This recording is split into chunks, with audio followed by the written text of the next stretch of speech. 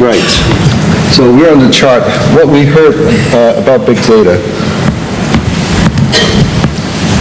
So three major core characteristics, the three V's, so-called volume, velocity, and varieties. And I think it's pretty evident from what you heard from the speakers today that this is real. There's a trend happening and it's gaining momentum all the time. It's obviously multifaceted and it's likely going to be disruptive to many aspects of, close to the business concerns of operators and service providers in general, the whole cycle and paradigm of service creation and consumption value chain. The aspect of the data being either generated or being detected and collected, and that is going to have specific quantifiable demands for different new types of interfaces, both for the device as well as the system interfaces. Kepan mentioned, for instance, so some of the network API to get access for third parties and so on.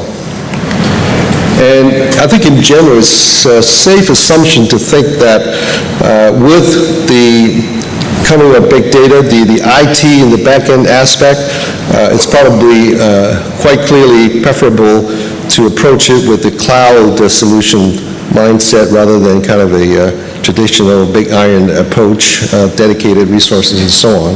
And kind of go the concept of anything as a service. So we heard also from James and others, several speakers, pointing out that pure data is nothing. Right? It's all about transforming that data into information and knowledge, and eventually be able to use that for decision making and influence. And it will engender new ways and tools to imagine new services. All the service concepts that we've heard that inspired by big data, they will hopefully elevate the user experience, and it's going to happen in many ways. These are some of the things that I kind of gleaned from extracting from the different presentations we had. The QoS or quality of experience aspect in the mobile services is very, very prominent, and it is still a significant challenge. What we heard from the company, from the gentleman from Northern Ireland, SQL, pointing out the device-situated data that's collected on an ongoing basis. I think that there's plenty of opportunities already expressed in the area of healthcare or wellness, Internet of Things, M2M, and there's a concept of truth or data-driven product development and offers. All of these are quite obvious attractive opportunities. And from the policy side and handling of privacy, I think that a major challenge will be defining or finding an equilibrium point in terms of trade-off between value proposition for customers in the marketplace versus the policy and the pressure, increasing pressure from the regulatory side as well. That would kind of have a peaceful coexistence of the value exchange in terms of how people are willing to give up certain degree of private data to trusted parties, hopefully, and be able to gain access or gain the benefits of the value of the service. And this kind of hammer cracking peanuts kind of approach with the do not track is a bad example of a way of doing it. And concept of CRM versus VRM, I'm very happy to see that brought up because I've heard it from other quarters, and this is the coming together. And the book that was beginning to be almost like a Bible of the new thinking about the intentional economy from Doc Seals. I think it's getting a lot of traction. I almost bought the book with his signature in the IW. Authentication and trust. That actually ties together with the whole challenges of online trust and identity management, which is another big area of concern because of the cybersecurity problem worldwide, both in crime and economic losses and all of that. And there's a big initiative driven by the government in the U.S. Called the NSTIC, National Strategy for Trusted Identities in Cyberspace, which is a very heavy and vocal input about privacy protection as well. So all of these are kind of what we have heard and interpreted. And what can OMA do about this? Well, this week actually we have a launching of a new initiative by the leadership of the board in terms of looking forward to define significant new areas of work for OMA to go forward with, looking for real big impact on the industry as well as high relevance to what members in this organization collectively are able to handle and contribute in a significant way. So the mechanics of that is that we have defined a new role for the requirements working group under guidance of the TP, with all the working groups are part of the TP by definition. And that will kind of focus not only on handling of the requirements development according to the existing process on a defined work item description, the week basis, but rather become the venue and almost like a greenhouse nurturing process of new ideas. It may not be fully formed, but we want to facilitate gathering of momentum and interested parties, and to go through a reasonable degree of due diligence to look at market potential, understanding use case, articulating value proposition to different stakeholders and so on, which may not be under the normal old pressure of get 3 companies to sign up and go for yes or no vote. So we need to kind of spend a bit more time in the front end, make sure we target those higher impact areas of work. And by that time, hopefully by the time that we're able to formulate a formal new item proposal, we will have socialized with enough companies inside OMA to get true consensus and buy-in to do the work, and hopefully later to influence the decision to deploy as well. So this is a kind of new opportunity of work that we have and process put in place. And from just a Monday, we have a number of topics that we're going to create an informal registry of new work areas. And we intend to kind of add on to what we heard today. This is what I've gathered so far, and then I think Alan and Hameed from Fujitsu also have other items to bring on as well. So this is just one chart that I've kind of collected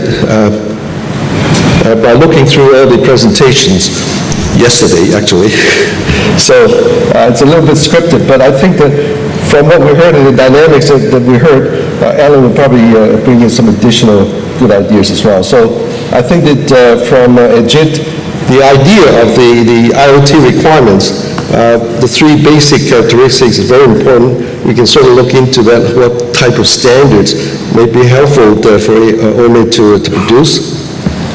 For Mark, this whole idea of user control, personal data ecosystem, very much resonating with organizations like the Personal Data Consortium, from the IW fame as well. Philip, CRM, VRM, very much on script. From Tom, the mobile connection metrics, very important. This is something very close to home in terms of what the operators are already invested in probes and in all kinds of technologies that can, online basis monitoring the network metrics. How to use all of that data to influence either tuning of the network or improving and monitoring the customer service is very important. From Francesco, gave a very good example of how system utilization can be optimized based on device collected location data in this case. And from Malcolm, he's already elaborated quite a bit on the supporting the joint effort that we have defined. And by the way, that project is just at the phase of being kicked off. So we'll be talking about exactly how we're going to cooperate, what kind of terms and conditions that we can work together to look at the IPR policy issues and so on.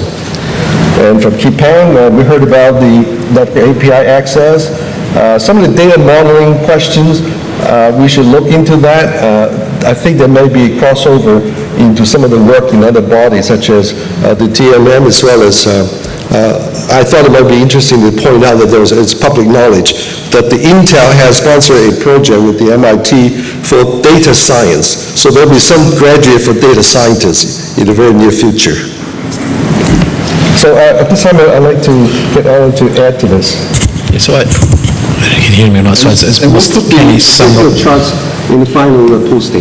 Right, from the process point of view, I think summary, Kenny have summarized it. What we do, the follow-up to this thing is to move most of that discussion to the requirement. We'll take an action item to go through these presentation and trying to distill any relevant work to OMA or possible item to OMA, and we'll have the discussion in the requirement groups as a follow-up, as been suggested earlier, to identify the overlap area. I think Kenny did a good job of summarizing most of these things. Since we're running out of time, I've only hit one or two areas. I just don't have them in the presentation yet. But one of the things that's for me that struck me is that new thing is the device role into this thing. So there's a lot of activity on the device that need to collect. API is a device role to help. The QoS, QoE is important, and we saw from the example the device is placed where it should be. The other part is brought up is the IoT is different than a traditional app store. So the current model for app might not work. Some of the commentator brought that up, and the need for actuating device almost in real time, because you're collecting sensor from multiple places. The data have to be open, which means there are a lot of role for OMA as an application integration or integration between the hardware and the application and the network. In our view, we think, at least in my view, we think the device is the right place for having that API exposed in addition to the network API. So we'll be able to integrate closest to the device and also exert the stuff we heard up repeatedly, the privacy, the access control, the consent management.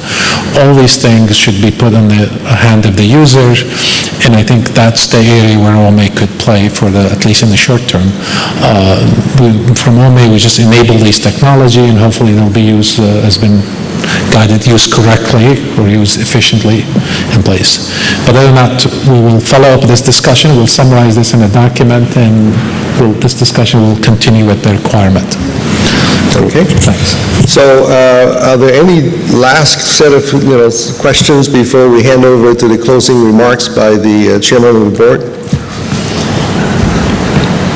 If not, then I'll invite Gary to close the day. Thank you.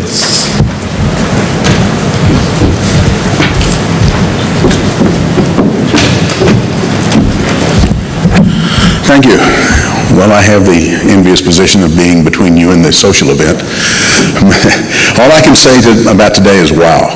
I am just blown away by the amount of information we've gotten and the real message of the value of collaboration between standards development organizations and the people who are putting the products out, vendors, the operators, and the need for that collaboration to find these tools that help us make better use of data. I think this has been a very successful seminar.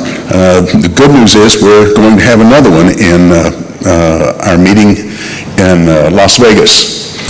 So stay tuned, stay on the OMA social networking channel. You'll get a lot of information about it. So we're going to continue looking at different industries, different segments, and how OMA can satisfy the needs of those segments of the industry. So thank you for coming. Let me again thank all the speakers. I thought that was the quality of the information we got was just unbelievable. So I didn't, and the rest of the speakers, thank you very much.